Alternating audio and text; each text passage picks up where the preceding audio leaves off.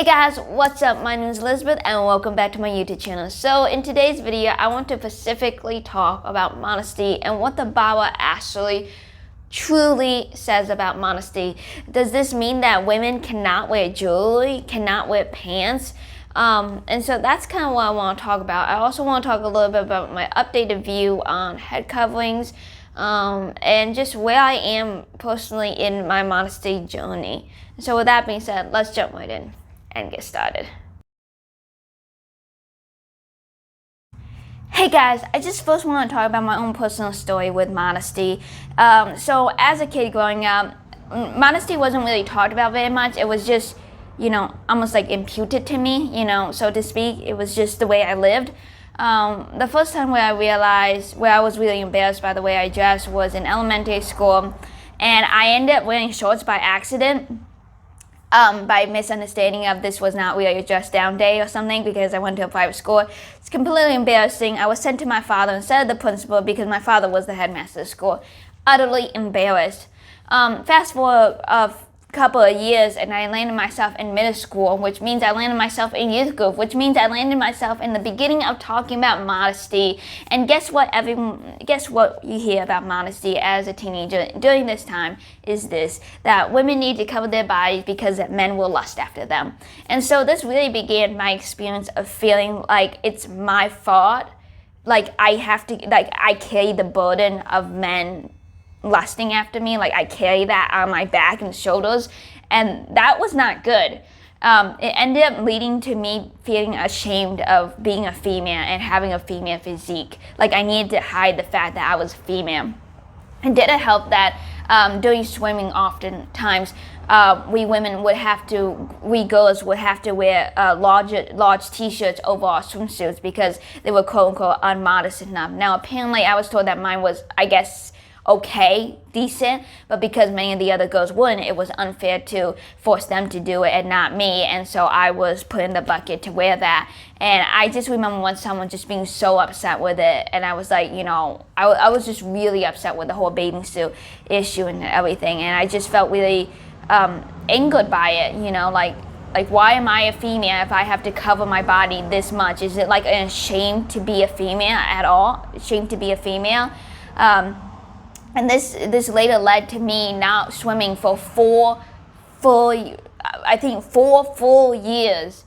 Well, I don't know if it's 4 full years. Oh yeah, I think about almost 4 full years of never swimming in a bathing suit. And never swimming at all because you pretty much need a bathing suit to swim. Out of feeling embarrassed to wear a bathing suit again. Later on, I was also told a little bit about shorts, comments about shorts. Though I still did wear shorts during the time, it was definitely a little bit of a battle. And later on, I kind of knew personally someone who didn't care for shorts that much. And so I didn't wear shorts, but it did mess with my brain a lot. It messed with my brain very much so. And so finally, one summer, after I went to college and all, I met some girls, and they were like, don't care so much about this. You don't need to be ashamed of it, which they're correct about that. And so I tried their way of life a little bit, about trying to not care about what men think about me. Don't care if they lust, whatever. That's their fault, their problem. I don't need to be responsible for my brother, lusting at me at all. And that's kind of what I took from their words because they seemed so free and happy and stuff like that. And so I started to try it out, right? Wearing less clothing, so to speak. And at first I thought it was kind of freeing. But then it started to become more of, can I actually fit in this outfit? Do I actually look good in this, workout? Because I only did it during workout. Did I look good enough to work out? And then it became this idea of caring so much about what my body looks like, and that becomes vanity, right? That's utter vanity, And then I kind of compared myself to other females who dressed with less clothing on because you wanted to make sure you could match them, stand up against them, and again, vanity here. And so it ended up not becoming freeing at all because then it was filled with thoughts about, oh my goodness, can I measure up to these females? It wasn't freeing at all. And so what I've come to realize is that when you land on both extremes, to needing to feel like you need to cover up your female physique, to feeling like you need to wear less clothing to look, attractive and good enough, neither side is freeing. What is freeing is understanding that modesty isn't about us. Modesty is not about us. It's about glorifying God. It's about this inner beauty that points towards God. So here's the question about this, and I ask myself this too, is how I dress, not pointing to me, my physical physique, so to speak, but pointing to the character that ultimately points to God. See, it's not about everyone else. It's about pointing to God. It's about God first and foremost in your life that changes every aspect of your life and the decisions you make and how you live your life. That's what it's about. See, modesty goes beyond clothing. It goes with our language. It goes with how we present ourselves in public, with our character, having a modest character. So that's one thing I learned. And when I embrace that, I realized it's so much more freeing. Now, the last thing I'm going to say is each person has their own personal conviction about modesty. Some women feel fine wearing tank tops and wearing shorts, and that's fine. If they feel fine in that, that's good. Others have a more conviction of tank tops aren't that great. I should actually wear just t-shirts, or maybe longer sleeve t-shirts. I should only wear pants and not shorts. And there's different convictions, and when I go running, I won't wear the short shorts. I will only wear long shorts as I possibly can find, and then others will have the more convictions of I need to wear a dress, I need to wear a skirt, so to speak. And that's fine. That's perfectly fine, because at the end of the day, what matters about modesty is if we're glorifying God. That's the standard for modesty on head covering. So the first thing I want to say is the passage before speaks of the truth of not just congregational. It seems like the congregational aspect doesn't start until chapter 14 when it specifically verse 17 when it says when he speaks of coming together.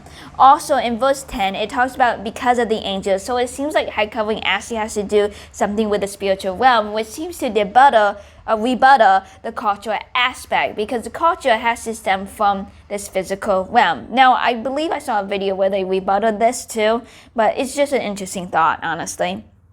And then in chapter 14, then it specifically talks about order in the church.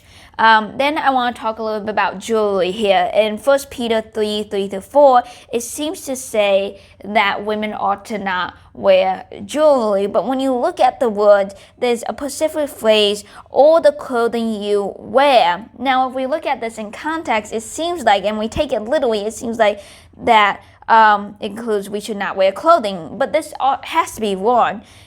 Instead, it appears Peter is giving a list of things that can at times be noticed more than the inner character of the woman.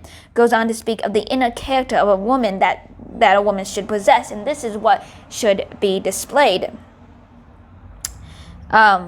Then we also have a verse in 1 Timothy 2:9-10, which seems to indicate that women ought to not have braided hair, pearls, expensive clothes. Number one, what is expensive clothes anyways? How expensive is expensive clothes? So it seems to give us freedom in that.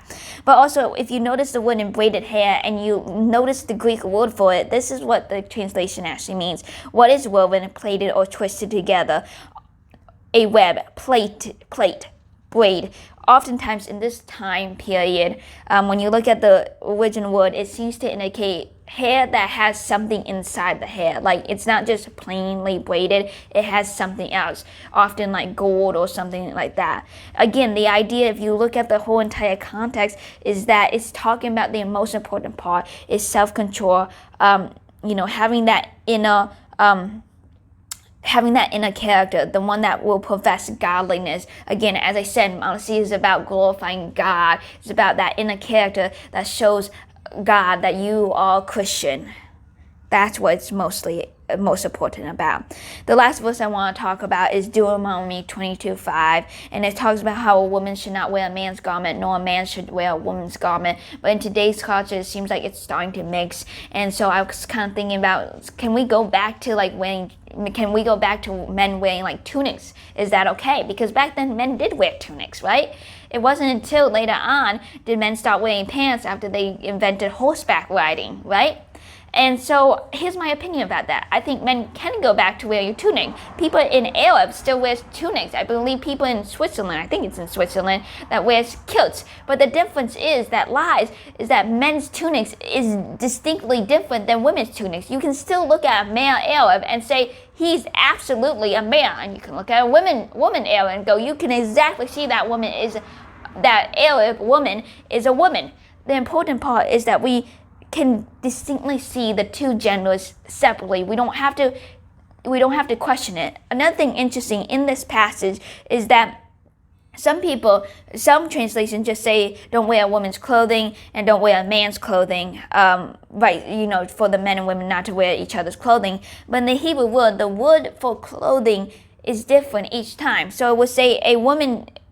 For instance, the English Standard Version translates it, a woman should not wear a man's garment, nor shall a man put on a woman's cloak.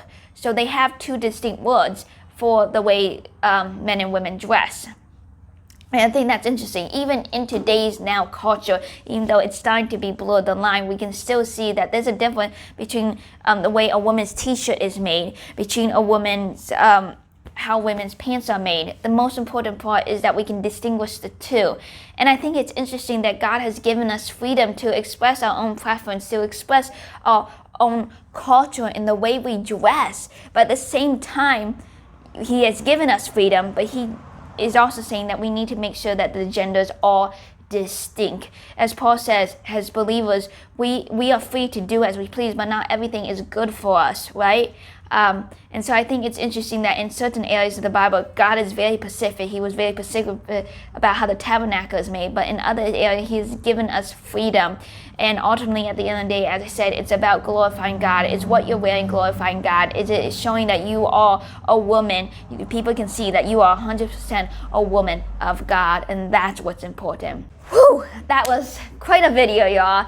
I appreciate you guys watching. So thank you so much for watching this video. Please subscribe, push that bell button to get notifications so you never miss another video again. I really hope this video ultimately just encourages you to take a deep breath and realize you don't have to bear the weight of this pressure of making sure you're modest. Just make sure that you're glorifying God. And that's all. It's not about other people. It's about glorifying God. And through that, once you get your relationship with God right, as Jen Wilkins says, the rest of the other plane relationship with others will be great. So with that being said, thank you so much for watching. I'll see you guys next time. God bless you. Bye.